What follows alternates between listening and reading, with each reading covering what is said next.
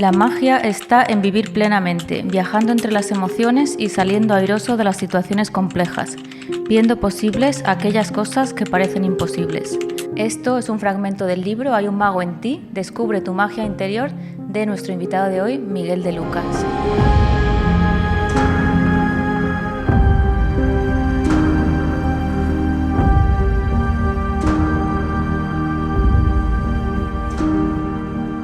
Hola a todos, bienvenidos a Entre Divanes, un podcast de Psicólogos Princesa. Si te aporta, si te gusta, te pedimos dale a like, suscríbete y comparte con las personas que lo puedan necesitar. Yo soy Ana Millán, codirectora de Psicólogos Princesa y directora de la Escuela de Psicología, y hoy estamos aquí con un invitado muy especial, Miguel de Lucas. Bienvenido, Miguel. Muchas gracias. Muchísimas gracias por estar aquí. Te presento, Miguel. Lo hemos conocido ahora por la escuela. Sí. Es graduado en Magisterio, Educación Primaria, Psicología. Tiene 2 máster en Coaching, sí. Inteligencia Emocional y Divulgación Científica. Y estás terminando, Miguel, un doctorado en Comunicación Social. Está terminado. Ya solo me queda defender la tesis, que es lo más difícil. Bueno, pues ahí con ello. Sí. Y sobre todo, pues Miguel, tú eres mago, ilusionista profesional. En 2019... ganaste el Premio Nacional de Magia y también eres conferenciante. Sí. Bueno, cuéntanos de tu trayectoria, pues cuéntanos un poco, si quieres, cómo vas tomando toda esa serie de decisiones, ¿no? Y dando esa serie de pasos tan variopintos. Bueno, yo creo, Ana, que a mí me empezó a gustar la magia siempre desde que era un niño, pero fíjate, como a muchos niños nos daba vergüenza, ¿no? Yo vivía en un pueblo muy pequeñito de la ciudad de la provincia de Palencia llamado Venta de Baños, al que tengo muchísimo cariño. Pues allí viví pues mis mejores y también mis peores años. Y la verdad es que a mí me gustaba la magia, pero me da mucha vergüenza decirlo. Ni en mi familia había habido nunca nadie que le hubiera gustado la magia, ni mis amigos, ni en un pueblo tan pequeño yo no conocía ningún mago, ¿no? Así que fue como algo que se fue quedando ahí en mi cabeza. Y bueno, y con el paso del tiempo y por una serie de decisiones familiares, yo tuve que salir de Venta de Baños, salir de Palencia y viajar a otras ciudades. Y ahí poco a poco me fui abriendo un poquito más a nivel mental y ya fui haciendo mis pequeñas cositas, ¿no? No empecé directamente con el mundo de la magia, pero sí empecé con el mundo de los campamentos y el tiempo libre, donde los monitores teníamos que llamar la atención de los chicos y de las chicas. Entonces algunos utilizaban canciones, otros malabares, y yo me di cuenta de que la magia tenía algo que era completamente diferente, que es esa sensación de imposibilidad que no tiene otros artes, ¿no? De hecho, a mí me gusta mucho hablar en las conferencias de cuando un niño en la calle ve a un violinista tocar, lo que percibe es dificultad. Cuando ve a un acróbata haciendo una vuelta imposible, percibe dificultad. Pero cuando ve a un mago, ojo, ahí a nivel cognitivo y a nivel de atención y de percepción cambian las cosas, porque está percibiendo algo que es imposible. Y esa imposibilidad fue la que a mí me atrapó, y con el paso del tiempo pues pude ir desarrollándome como mago profesional. Ese era mi sueño, y bueno, por lo menos este sueño sí lo he conseguido.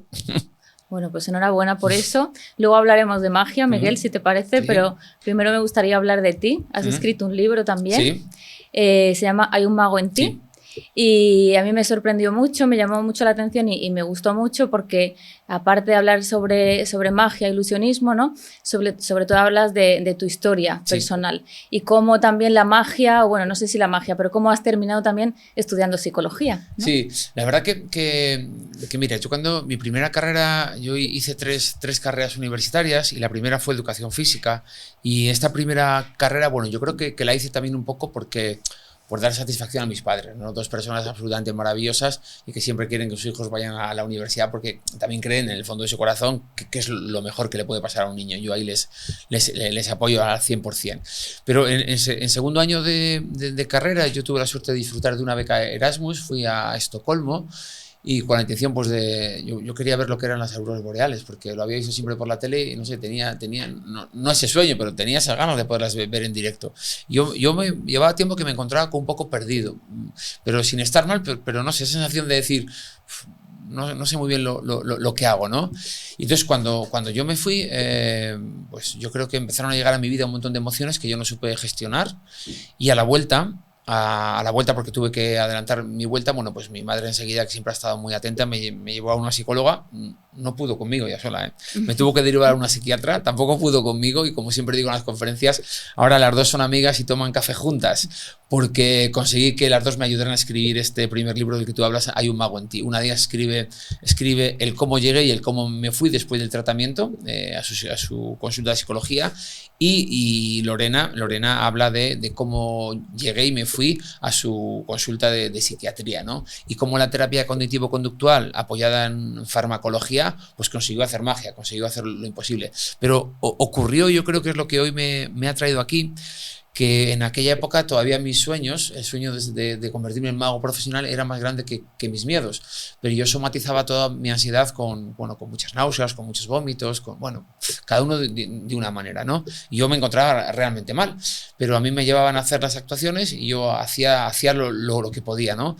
Y yo me daba cuenta, yo era consciente de algo que es bastante duro, Ana, y es que yo estaba llorando por dentro cuando tenía que hacer el esfuerzo de sonreír por fuera. Así que yo iba a las actuaciones y recuerdo perfectamente una actuación en la que yo siempre empiezo con un juego que me sé de memoria. Iba haciendo este juego que es hacer aparecer y desaparecer un pañuelo, y a la vez que iba haciendo el juego iba pensando en otras cosas, ¿no? Pero me encontraba bastante mal y me di cuenta de que no estaba conectando con el público, y conscientemente digo, oye, tienes que levantar la cabeza, tío, y tienes que mirar a la gente, porque es que te queda más de una hora de actuación. O sea, esto es un infierno, pero que sea un poquito menos infierno. Entonces yo estoy pasándolo fatal, estoy haciendo hacer aparecer y desaparecer el pañuelo, y levanto los ojos y me doy cuenta que las 100 o 150 personas que había, que no había más, están todas sonriendo. Todas sonriendo. Cuando yo estaba, y me perdonáis la expresión, hecho una mierda. Entonces, ¿cómo será esto posible, no? El siguiente paso de este juego de magia era invitar a una persona a que subiera al escenario y ayudarme. La invito, y cuando sube en una actitud receptiva, motivadora, ilusionante, con los brazos abiertos, a darme un abrazo. Y yo, claro, digo, ¿esto cómo es posible, no? Entonces, eso se queda ahí en mí. Yo acabo la actuación como puedo, y en cuanto acabo la actuación, pues vuelvo a mis síntomas, ¿no? A mis síntomas, a mi tratamiento, a mis síntomas. Pero fui consciente de algo, y ojalá me sepa explicar, no solo para los que son psicólogos, porque a lo mejor, hablando solo de psicología, lo que voy a contar a lo mejor no es científicamente veraz, pero lo quiero compartir, ¿no? Fue la primera vez que mi inconsciente, por llamarlo de alguna manera, fue consciente de mi consciente. Quiero decir, que ahí se conectó algo en mí y me hizo saber que si yo, estando fatal, era capaz de hacer sonreír a la gente, era porque estaba poniendo algo de mí.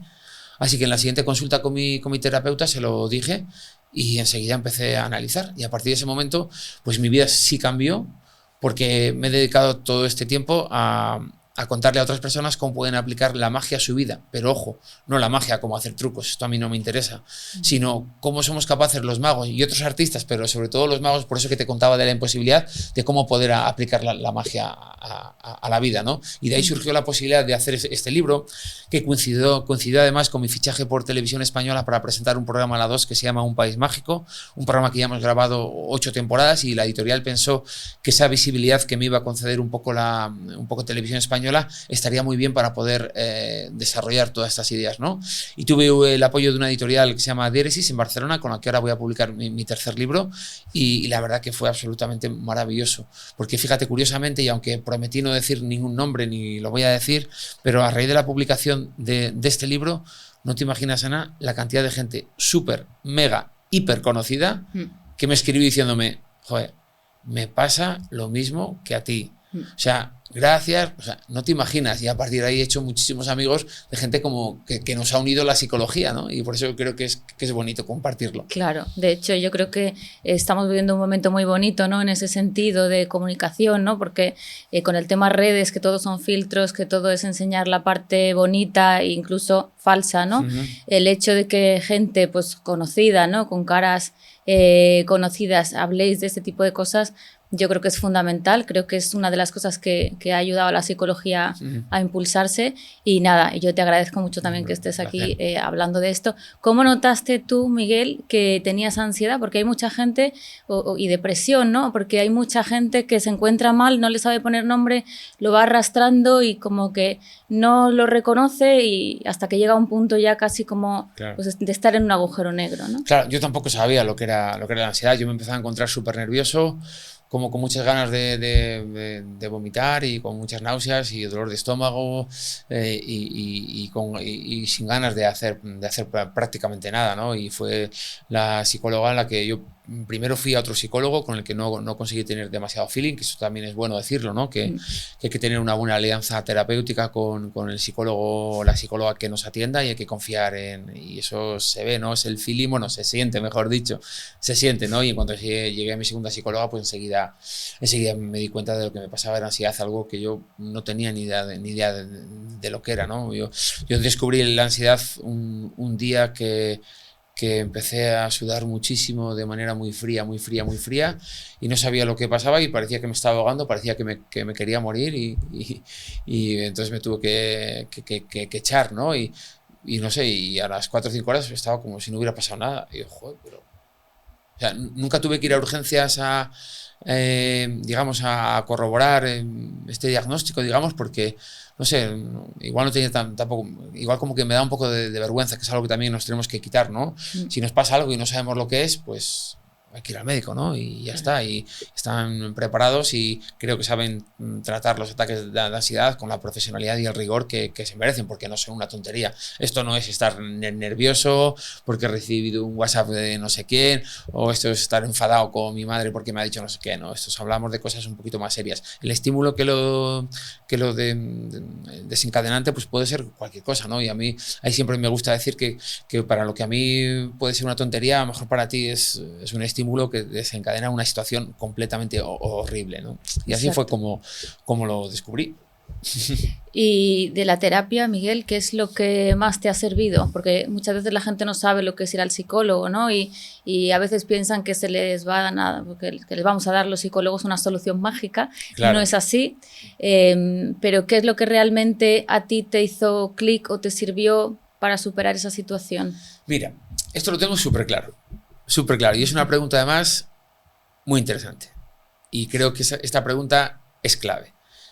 Y es, a mí mi psicóloga no me ha dado ninguna receta mágica. Hay gente que dice, "Buah, ¿para qué voy a ir al psicólogo si no me ayuda? Si no me dice lo que tengo que hacer". En primer lugar, a mí me hizo saber que no era el único al que le ocurría esto. No sé si esto es bueno o no, esa frase, ¿no? De mal de muchos, consuelo de tontos. Humanidad compartida se llama en psicología. Humanidad compartida. Bueno, pues no era el único al que le ocurría esto. También me dijo que tenía solución, me ayudó a ponerle un nombre, que eso me ayudó mucho, y también encontré una persona a la que le podía contar todo sin ningún tipo de filtros. Eso sí, a veces yo buscaba en mi psicóloga que me dijera, porque yo ahora estoy bien, pero creo que los que hemos pasado por ansiedad profunda, o sea, mejor dicho, por TAG, ¿no? Trastorno de ansiedad generalizada, creo que no volvemos a ser nunca los mismos, ¿no? Creo que estamos, al menos en mi caso, un poco siempre en la cuerda floja, aunque tenemos otras herramientas y ya cuando nos pasa algo, pues nos dura mucho menos, ¿no? Pero es verdad que yo siempre demandaba de mi psicóloga que me dijera, yo qué sé, cuando yo pensaba, por ejemplo, que mi pasado podía haber hecho daño a alguien, bueno, pues que su trastorno obsesivo compulsivo. Una idea irracional bastante común que le pasa a un montón de gente, que todo el mundo cuando le pasa viene y se piensa que es el único en el mundo, que es un psicópata, y es una cosa súper habitual, ¿no? Fíjate, o sea, fíjate. Bueno, pues yo quería que mi psicóloga me dijera, Miguel, tranquilo, yo soy tu psicóloga y te digo que no has hecho nada. Y eso no me lo decía. Como si fuera pitonisa. Claro, y eso no me lo decía. Eso no me lo decía. Claro. Entonces me enseñaba a vivir en la incertidumbre, ¿no? En la incertidumbre. Es verdad que te hace una serie de preguntas, oye, para asegurarse que tú no has hecho, que no eres un criminal o lo que sea, ¿no? Pero a partir de ese momento me enseñaba a vivir en la incertidumbre. Y a mí es lo que más me ha costado, ¿no? El hecho de aprender a vivir en la incertidumbre y saber que cuanto más intentas buscar en tu pasado cosas, pues más estás alimentando esa obsesión. Yo sé que por mi forma de ser, y no sé cuándo esto nació en mí, pues tengo una personalidad un tanto obsesivo-compulsiva, ¿no? Pero bueno, como otras personas tienen otra cosa. Y yo ahora pues estoy trabajando mucho y muy bien, formándome, tengo una familia con una pareja que es top de lo más top y 3 niños maravillosos y me va todo bien. Pero es verdad que, joder, que todavía hay días que tengo algunos bajones, ¿no? De hecho, sin ir más lejos, ayer mismo, fíjate, acabo una conferencia que sale absolutamente genial y sin más me empiezo a encontrar de que te empiezas a encontrar, ¿sabes? Y entonces ahí, por ejemplo, ya tengo las herramientas, que no es echarte en la cama, sino salir a correr, por ejemplo, ¿no? Claro. O hacer cualquier cosa que cambie esa energía. Eso es, y siempre, fíjate, una cosa que se habla mucho en psicología, ¿no? Sobre todo en estas terapias de tercera generación, de aceptación y compromiso, sí, es el tema de eso, la tolerancia a la frustración y luego que esa emoción desagradable uno no se enganche como con una conducta compulsiva, ¿no? O sea, es que es absolutamente natural que todo sube y todo baja, ¿no? La emoción sube y la emoción, bueno, no es que baja, pero el bienestar sube y luego baja. Entonces, a veces simplemente por esa diferencia entre una cosa y otra, uno se empieza a asustar. Pero realmente, si tú haces una conducta consciente, una técnica de distracción, como es salir a correr, hablar con alguien de una manera tranquila, consciente, ¿no? Pues ahí puedes como sobrellevar esa emoción y esa situación. ¿Qué pasa? ¿Cuál es el problema normalmente? Que hacemos conductas compulsivas o evitativas, ¿no? Intento escaparme del dolor corriendo o intento hacer algo, en tu caso no, pero mucha gente ahora, por ejemplo, se encuentra mal, imagínate, una persona que no sé, tiene una ruptura de pareja, que es una cosa súper prevalente ahora mismo, sí. Y entonces o salgo y bebo o voy, me meto en una aplicación y tengo que conocer gente corriendo, ¿no? Ya. Conductas compulsivas o como si tú te engancharas mucho a ese malestar, intentaras buscar por qué me pasa esto, entonces todo eso es lo que hace que realmente no es encontrarse bien o mal, porque eso pasa constantemente, es realmente engancharse a eso o querer evitarlo como sea y entonces pues no hago lo que me ha generado esto o me lo quiero quitar de encima corriendo. Y tú como psicóloga, Ana, ahora me pongo yo de entrevistador, Ana, y tú como psicóloga, por ejemplo, teniendo tan claras estas ideas, cuando una persona que tiene conductas de búsqueda en su pasado o de imaginación en el futuro, tal, te está diciendo, Ana, por favor, dame, o sea, ¿qué puedo hacer? ¿No? Los psicólogos, las psicólogas también tenéis una serie de herramientas. Yo he estudiado psicología, pero nunca he ejercido. Por lo tanto, me gusta hacer esta pregunta para aprender también. Sí. ¿Tenéis una serie de herramientas para poder compartir con vuestro cliente, vuestro paciente? Sí, claro. O sea, hay muchas herramientas, como tú sabes, ¿no? Desde la terapia cognitivo-conductual, desde la aceptación y compromiso, de terapia del trauma. Bueno, hay un montón de corrientes que sí que tienen muchas herramientas, pero sabes que el 50% del éxito terapéutico es la relación. Cuando tú decías que tú vas a un sitio donde te sientes escuchado, donde se le pone un nombre a las cosas, donde sientes como que tu malestar tiene un espacio, ¿no? Y un nombre y una validación, pues el 50% tiene que ver con, pues eso, con la relación terapéutica, que esa persona te hace sentirte bien, te hace sentirte comprendido, te hace incluso como un espacio para sacar todo lo que tú estás teniendo, ¿no? Entonces luego ya una vez, ¿no? Que ya lo pones sobre la mesa, ya es cuando puedes aplicar técnicas, pero si aplicas técnicas corriendo, como de quiero quitarme este malestar, eso sería lo que te digo, compulsivo, ¿no? O sea, que es mejor primero, o sea, conectar, vaciarte, tener una persona, ¿no? Que no te va no va a aplicar ningún juicio sobre ti. Exacto. Sacar todo lo que tienes dentro y a partir de ahí ya Claro, es que también es liberador, yo creo, ¿no? Totalmente. El poder contar, porque puedes contar tus secretillos, ¿no? Porque yo que sé, muchas veces a lo mejor tienes ahí una cosa que te da mucha vergüenza compartir con alguien y claro, tu psicóloga no te va a juzgar. Exacto, y además como no se lo puede contar a nadie, claro, pues claro, puedes contar todo lo que quieras. Qué interesante. Pero las 3 fases del cambio que Sí. siempre hablamos es entender, aceptar y transformar. Ah, qué bueno. Si uno no entiende lo que le pasa, no lo puede aceptar. Y si uno no lo acepta, no lo puede transformar. Maravilloso. O sea que las herramientas vienen en la última parte. Entender, aceptar y transformar. Pero como, qué guay. Muchas gracias. Nada, a ti, Miguel. Y preguntar también por la parte farmacológica, que muchas, nosotros no aplicamos farmacología, pero muchos pacientes, cuando ya están en un momento ahí, como que hay un bucle, ¿no? Pues sí que se les recomienda visitar al psiquiatra. Y la mayoría no quieren porque piensan que no van a ser ellos mismos, que se les va a anular la voluntad, que no quieren no solucionar el problema solos. ¿Tú cómo crees que te ayudó esta parte? Es difícil, ¿no? Pero no sé si tienes alguna percepción. Mira, a mí me ayudó mucho esta parte sabiendo lo que el fármaco genera en mí, ¿no? Es decir, y cómo funciona. En mi caso, mi tratamiento fue con fluoxetina, que es un inhibidor de la recaptación de la serotonina. Entonces, lo que hace es que permite que la serotonina que yo genere por un buen pensamiento, por una buena conducta, por lo que sea, esté mucho más tiempo en el espacio intersináptico, ¿no? Y esto es interesante porque hace falta una pequeña ayuda. Y yo sé que es muy habitual pensar que una pastilla te puede curar y eso no es así, ¿no? También me ayudó mucho el saber que mucha gente se toma un ibuprofeno porque le duele la cabeza. No se plantea nada más. Claro. ¿Cuál es la diferencia entre el ibuprofeno y a lo mejor la fluoxetina? Pues si nos ponemos a analizar, a lo mejor nos asustamos. Totalmente. Y yo creo que hay, es verdad que los medicamentos de tipo psiquiátrico, pues claro, necesitan también un poquito de ensayo, error yo me acuerdo que no recuerdo cuál fue mi primer antidepresivo que tomé, pero no me sentó bien. Es que no lo consigo recordar, pero la fluoxetina a mí me sentó muy bien. Y curiosamente, el primer día que yo voy a la farmacia a comprar fluoxetina me da mucha vergüenza. ¿Sabes? Claro. Me da mucha vergüenza. Están hartos de verlo. Efectivamente. Además, también me ha ayudado mucho conocer a una persona que para mí es muy especial, que él es médico psiquiatra, pero además tiene otras 2 especialidades, ¿no? Se llama Eduardo Mayor, es médico de medicina familiar y médico internista. Y yo le he llegado a escuchar frases del tipo, yo como psiquiatra no soy nada sin la psicología. Yo sé que es muy amable y muy cariñoso de decir esto, pero quiero decir que para él es muy importante la psicología.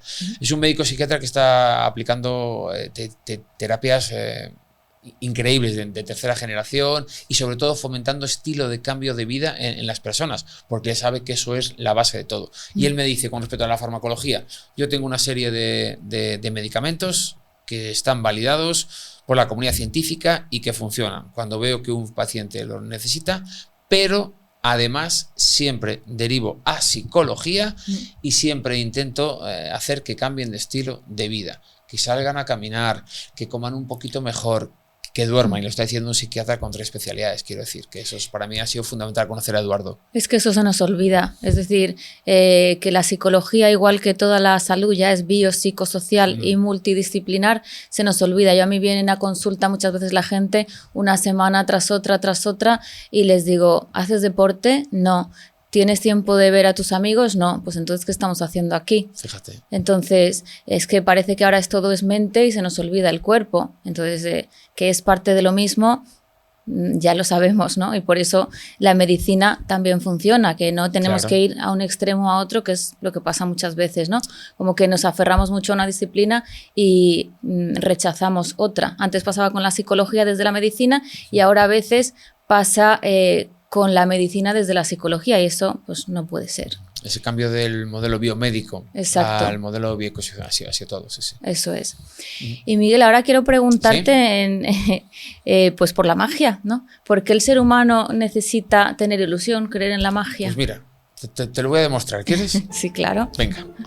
Te lo voy a mostrar con... Bueno, previamente hay que decir que esto no está preparado. No. Que tú no sabes... Yo no sabía que tú tenías una baraja en el bolsillo. No sabes qué va a ocurrir. Simplemente voy a utilizar esta herramienta que utilizamos los magos, que es una baraja de cartas, ¿de acuerdo? Y te voy a pedir que hagas lo siguiente, que me digas alto cuando tú quieras. Alto. Ahí, perfecto. Fíjate, esta carta no, que la puede haber visto todo el mundo. Vas a coger la siguiente y, como ves, sale completamente del medio. Para ti, si hubiera sido antes o después, hubiera sido otra carta, ¿de acuerdo? Vamos a ser muy sinceros con todas las personas que están escuchando y viendo este podcast. Aquí debajo tenemos un monitor y yo puedo ver la carta, pero no importa porque ha sido elegida libremente, ¿de acuerdo? Quiero que se la muestres a cámara, la carta, y que la pongas así, en horizontal. Uy, ¿Así? qué bonita el 9 de tréboles, me encanta, sí. Y que la coges así, mira. ¿Así? Cógela, y cuando yo cuente 3, que la rompas a la mitad, sin miedo. 1, 2 y 3. Ay. Perfecto. Permíteme los 2 trocitos. Hasta aquí, Ana, una carta rota a la mitad. La vamos a romper también en 4 y la vamos a romper en 8. De 52 cartas, una carta elegida. ¿Podrías poner tu manita aquí un segundo, así nada más? Permíteme un segundito. Ahí está, espera un momentito. Que voy a ver si tengo por aquí un pañuelo. Mira, un pañuelo como a mí me gusta llamar, ¿no? Como la vida, con arrugas. Así son los pañuelos auténticos, como las personas auténticas. Que se vea que no hay absolutamente nada y yo voy a hacer así un pequeño agujerito. Y quiero que te quedes, por favor, con un trocito. Y los 7 trocitos restantes los vamos a poner dentro del pañuelo, ¿de acuerdo? Date cuenta que si hubieras, ya puedes retirar la mano, ¿no? Date cuenta que si hubieras elegido decir alto o después, hubiera sido una carta diferente. Es el 9 de tréboles, una carta preciosa. Y aquí dejamos todos los trocitos. Dime si hemos sido tan afortunados, Ana. Bueno, yo para mí hoy estoy siendo súper afortunado, ¿verdad? Una conversación preciosa. Una psicóloga que no para de sonreír, vamos, eso ya es como dicen en mi tierra, para comerme, ¿eh? Ana, mira la esquinita de la carta y dime si hemos tenido suerte de que ahí está escrito 9 de tréboles, sí, o es un espacio en blanco. ¿Está escrito? Está. Genial. Fíjate, 7 trocitos, ¿eh? Fíjate en esto, ¿eh? 1, 2 y 3, mira. Mira, aquí no queda absolutamente nada de nada. Si la carta apareciera o apareciese, le faltaría un trocito, ¿no? Sí. Mira, deja el trocito sobre la mesa. Pon tus manos así. Llévate las manos debajo de la mesa. Toca algo. Mira, a ver, toca por ahí. ¿Hay algo? No, cerquita de ti, cerquita de ti. ¿Aquí hay algo? Sí. Cógelo, por favor. Comprueba que es exactamente, y muéstraselo a todo el mundo, que se vea que es exactamente. Eso queda para ti. Es fuerte, ¿eh? Te recuerdo. Claro, aquí han pasado muchos procesos psicológicos básicos, claro. ¿Qué ha pasado? Relacionados con la atención, con la percepción, con la memoria. Este es un buen ejemplo y a mí siempre me gusta contarlo. Mira, déjame la carta y el trocito un segundito. A mí siempre me gusta contar esto. No sé qué pensarás, ¿no? Pero si nos imaginamos que toda la información que tenemos en este estudio hoy está representada en esta carta, prefiero a la información que podemos percibir con nuestros sentidos, como el color, la temperatura, este pelazo que Dios me ha dado, bueno, un montón de cosas, ¿no? Pero también me refiero a la información de cómo se comunican los focos inalámbricos con la mesa de sonido, cómo los técnicos a través de líneas inalámbricas hacen que todo funcione. Estamos preparados y voy a hablar de manera cuantitativa y no sé si daré las cifras exactas, pero aproximadamente como personas para percibir el 5% de la información que nos rodea.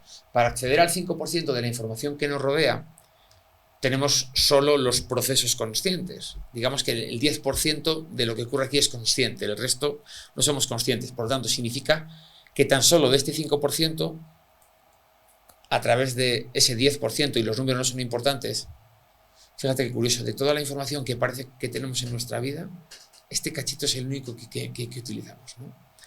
Luego esto es una idea que desarrollo, pero así es como yo utilizo la magia como metodología, ¿no? Utilizo primero recursos que tienen que ver con la atención, con la percepción, ¿no? Que se vinculan con la ilusión, ¿no? Porque había que ver tu cara cuando buscabas, ¿no? Claro, es que digo, no sé si estoy tocando bien, esto es verdad, a ver qué voy a sacar si lo voy a hacer mal. Claro. Fíjate tu cerebro, ahí te lanza esa propuesta de pensamiento, y si lo voy a hacer mal, ¿no? Claro. Y si lo voy a hacer mal, bueno. Y es así porque los efectos de magia tienen una vida interna. Es como yo lo comparo un poco con las personas, no estarás de acuerdo, ¿no? Pero los efectos de magia tienen una vida interna que son las instrucciones, una vida interna que nosotros decidimos compartir o no con la gente, pero no se ve.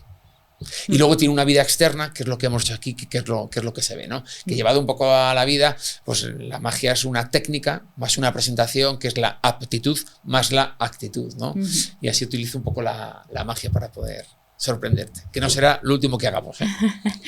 Porque claro, es verdad que hay una cosa que me ha llamado mucho la atención de tu libro y también de entender la magia, que nunca me había metido tanto en por qué, ¿no? El tema de la ilusión y el tema de la atención, que yo creo que son dos temas fundamentales. Con lo que siempre trabajamos en terapia, cuando vemos que un paciente está ahí, pues que piensa que no va a salir del agujero negro, es intentar tirar de una esperanza.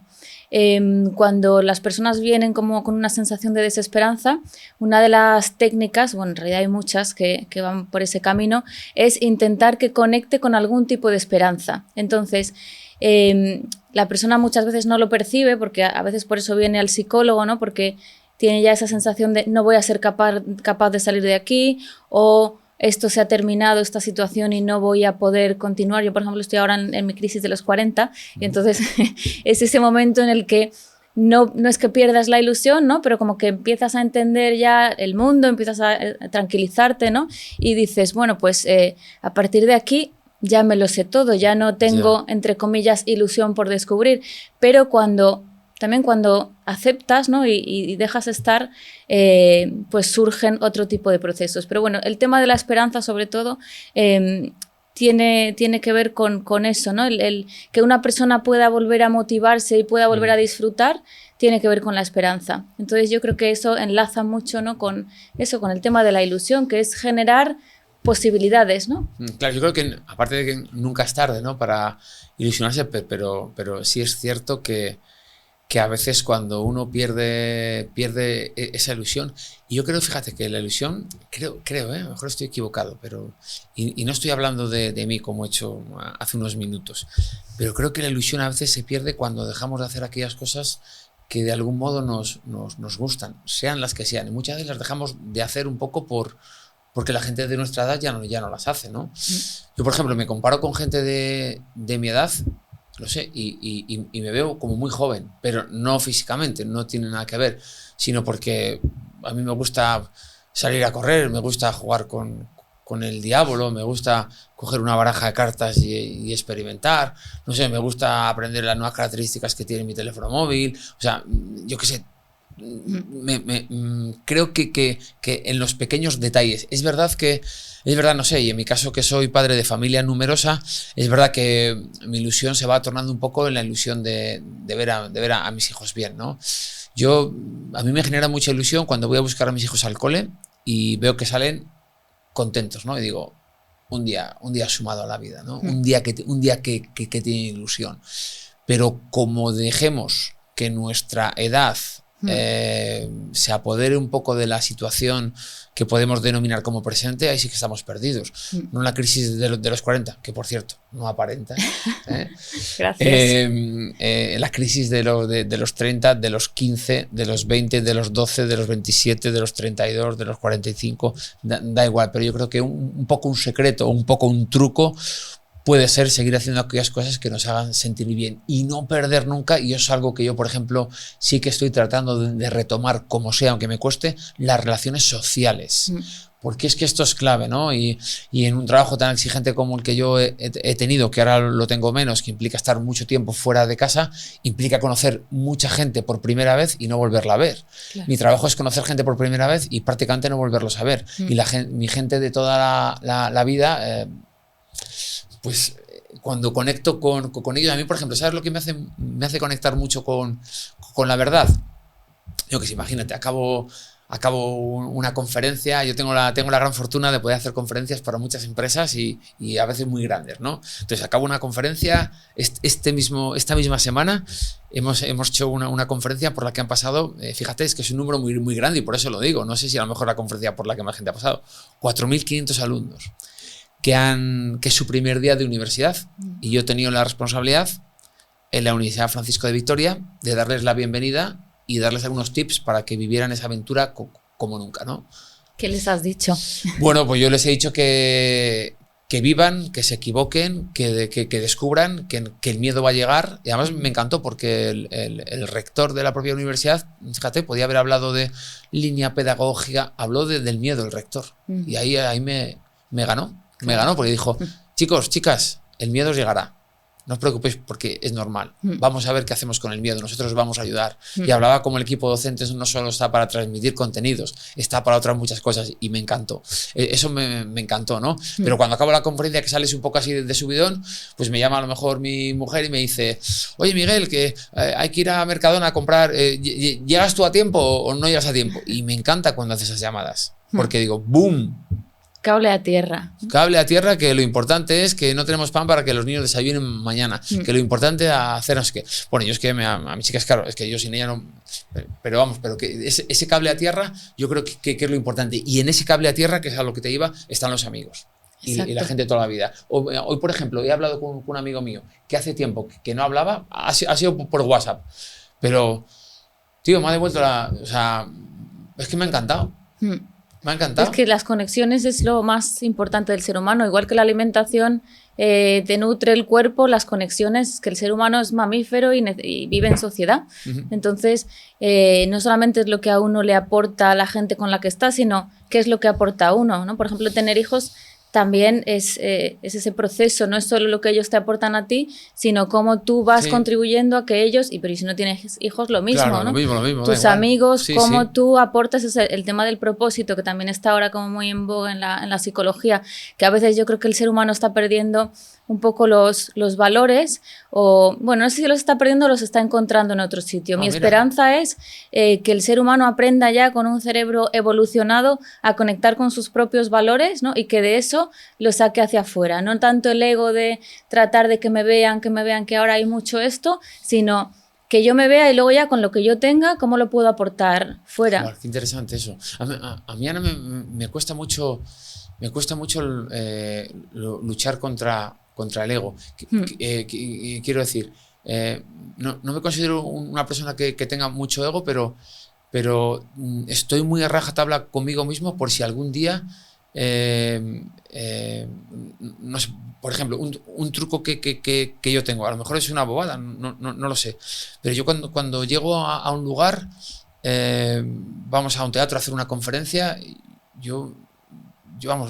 mi equipo, somos dos personas que viajamos siempre juntos, o sea, nos despedimos de la gente que nos ha contratado, por supuesto, le damos las gracias, pero es que yo me despido de la persona que está limpiando, del técnico de sonido, y es que lo hago por obligación hasta que se ha convertido en un hábito, y muchas veces se quedan sorprendidos, ¿no? Que la persona que ha sido contratada, y eso que a mí no me conoce nadie porque mi programa ha sido en la 2, quiero decir que es que, ¿sabes? Si hubiera sido en Telecinco, no sé, pero sabes que es en la 2, la cadena para mí la más bonita del mundo, ¿no? Pero quiero decir que intentamos siempre hablar con todo el mundo, ¿no? Y yo he leído mucho sobre el ego, ¿no? Además está como muy de moda el doctor Manuel Sansegarra, ¿no? Que está hablando mucho de ego, supraconciencia y tal. A mí todo eso me queda un poco lejos porque aún no conseguí entenderlo, ¿no? Pero es verdad que el ego es algo que hay que vigilarlo, ¿no? Porque hay que hacer las cosas sin que a uno le importe el ego. Pero claro, cuando eres conferenciante y tienes que tener cierta visibilidad, joder, a veces como... Es que es imposible. Dios, ¿cómo lo haces? No sé. Pero es que es imposible. O sea, es que...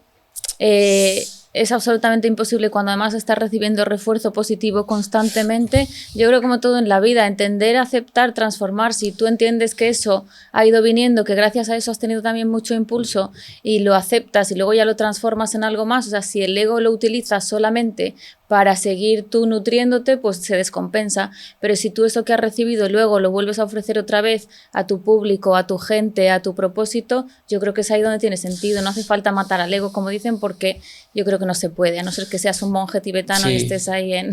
¿no? Sí. Pero, por ejemplo, yo no que lleve mal, pero es verdad que muchas veces yo cuando acabo una conferencia se me acerca mucha gente necesitada, ¿sabes? Yo no paso terapia. De hecho, como sabes, estoy haciendo ahora este máster, que es el máster habilitante, por si algún día, ¿no? Y estoy formándome en vuestra escuela.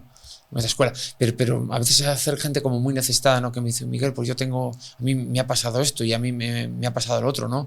Y yo intento con todo el cariño del mundo y con todo el corazón del mundo, pues, no sé, no dar consejos, porque no sé, pero yo les cuento un poco, a lo mejor, en mi caso, se han leído el libro, a lo mejor me dicen, es que a mí me pasa como a ti, no es que antes de ayer, es que fíjate, es que han pasado cosas antes de ayer, voy a echar gasolina.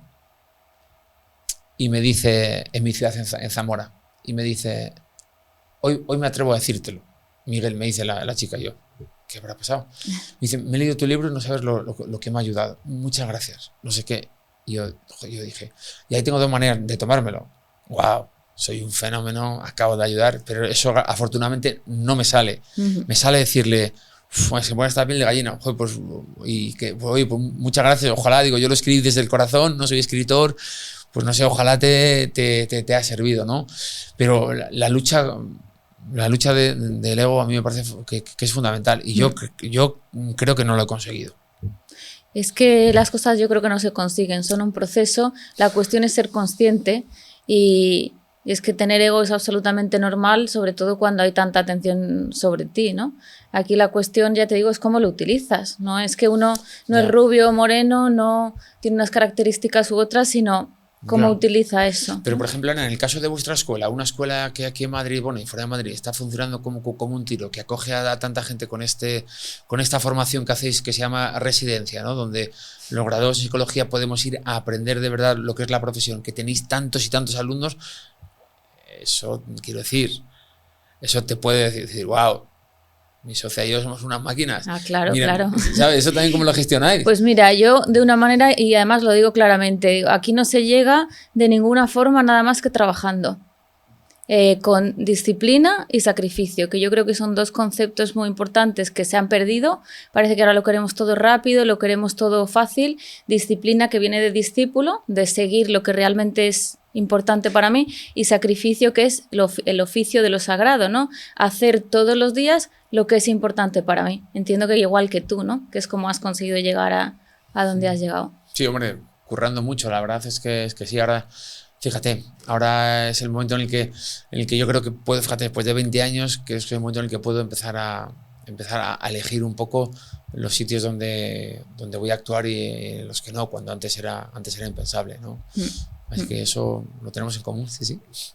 Pues Miguel, nada, una última cosa que te quiero preguntar. Hay un capítulo del libro que también me gustó mucho que se llama Hacer realidad nuestros sueños y que hablas de creatividad y de ideas mágicas aplicables, ¿no? Hay muchas, me gusta porque es como al final todos los procesos son lo mismo, pero se aplican de manera diferente y hablas como de una serie de principios que tienen que ver con la magia, pero que tienen que ver con un proceso de terapia, que tienen que ver como, con la vida en general, ¿no? Y bueno, quería comentar alguno por ahí contigo. Por ejemplo, hay uno que dices que es cuando la emoción está alta, la inteligencia está baja. Ese me llama mucho la atención.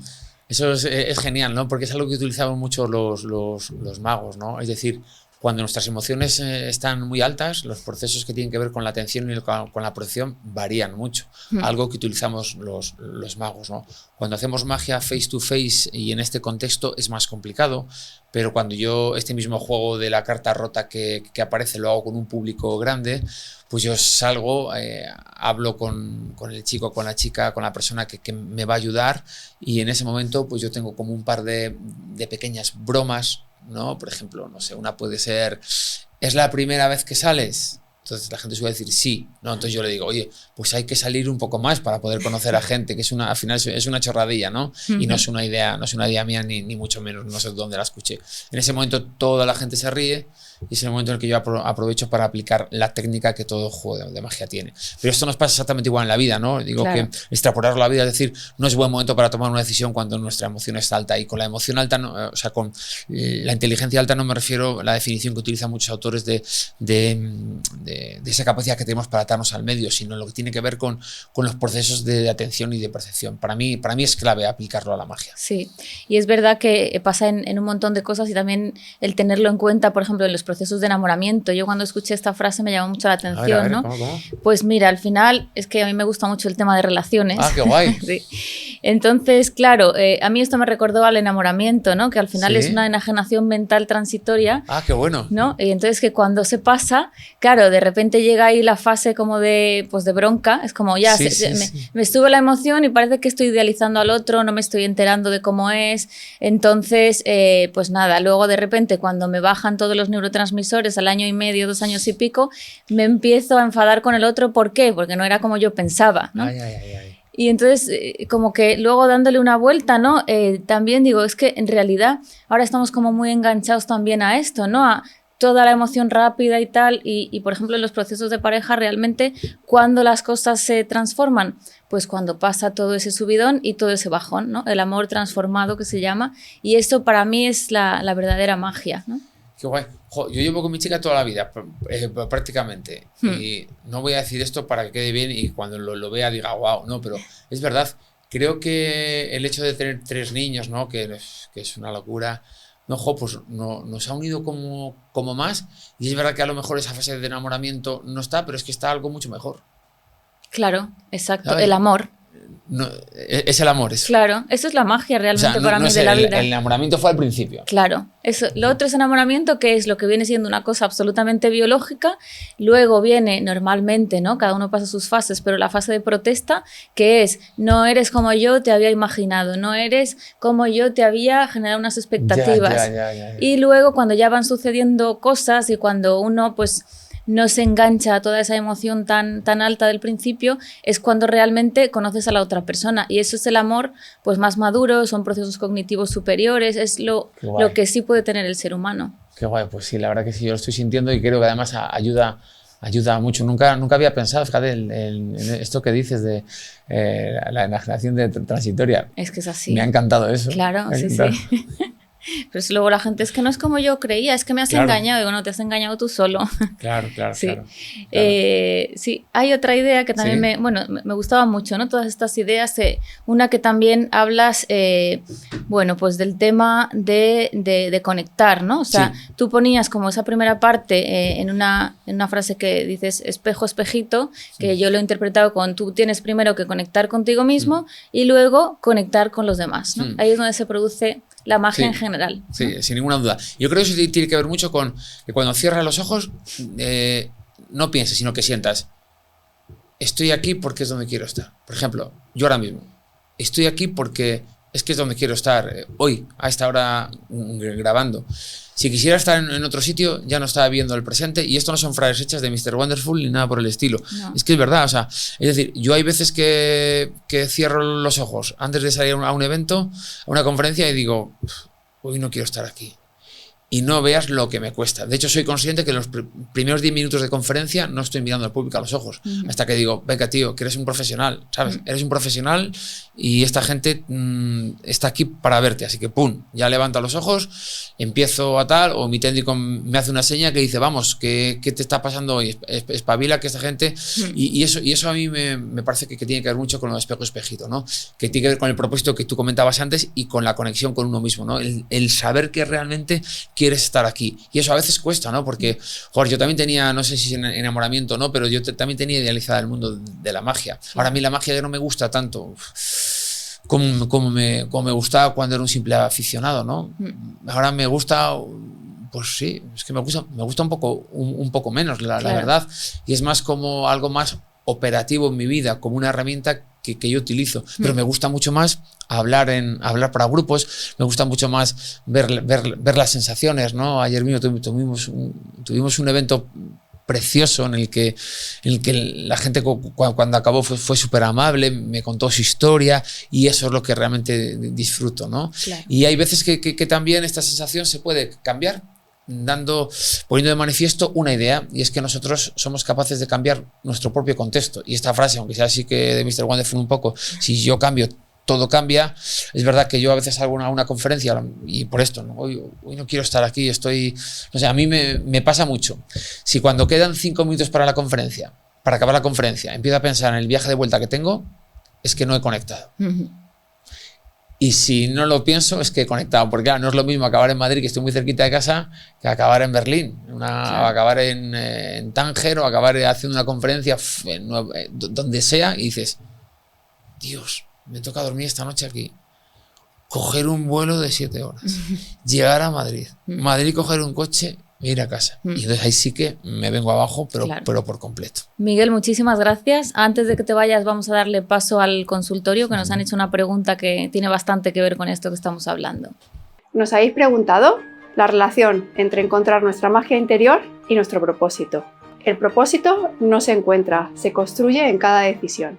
Vivir con propósito significa llevar una vida alineada con nuestros valores, nuestras pasiones, nuestra vocación y nuestra visión. No consiste solo en conseguir metas, sino en vivir conectado con quienes somos y lo que deseamos aportar al mundo. Tu propósito no espera, lo construyes aquí y ahora. Para encontrar tu propósito, pregúntate: ¿qué me apasiona? ¿Qué impacto quiero tener en los demás? ¿Cuáles son mis valores? ¿Qué actividades me hacen sentir pleno y lleno de sentido? Vivir con propósito no tiene que ser siempre hacer algo grandioso, y no siempre viene por inspiración. Conectar con nuestro propósito es algo que se elige y decide.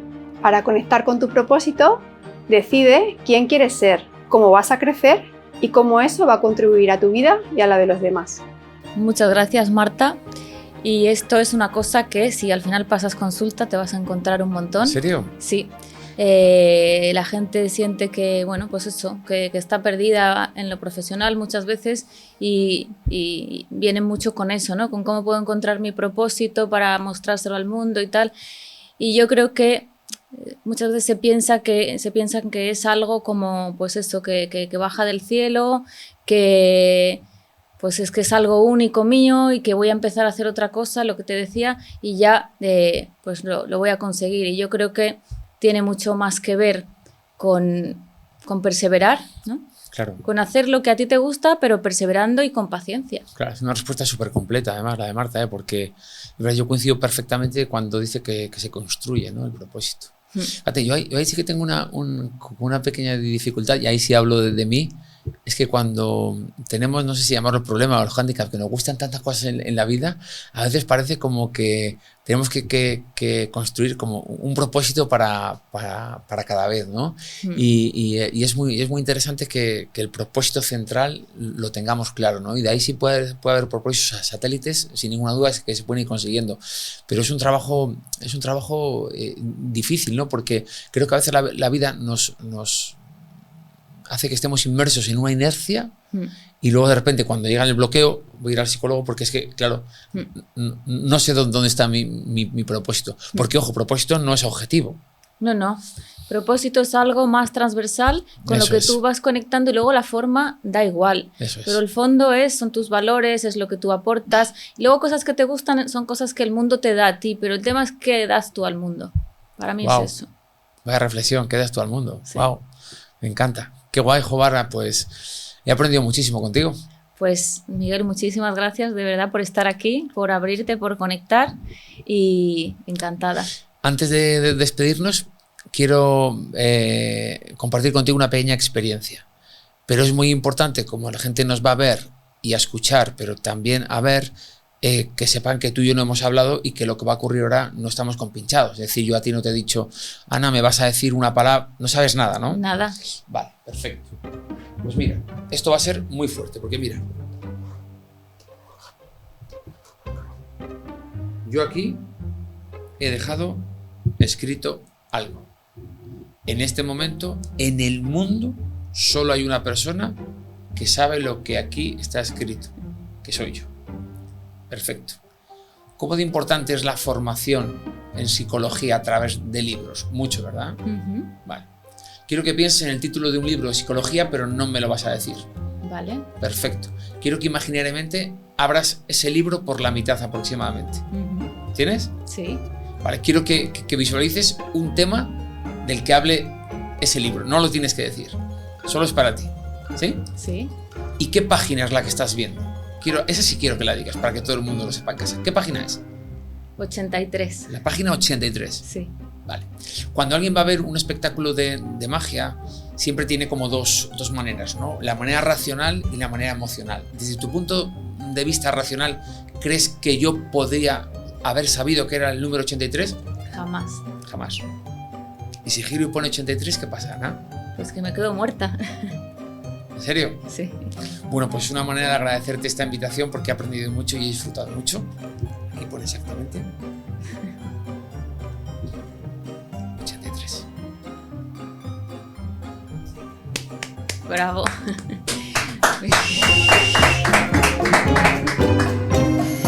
Pues me quedo muerta, efectivamente. Miguel, muchísimas gracias, de verdad. Gracias. Y gracias a todos por seguirnos un día más. Os esperamos en el próximo capítulo de Entre Divanes.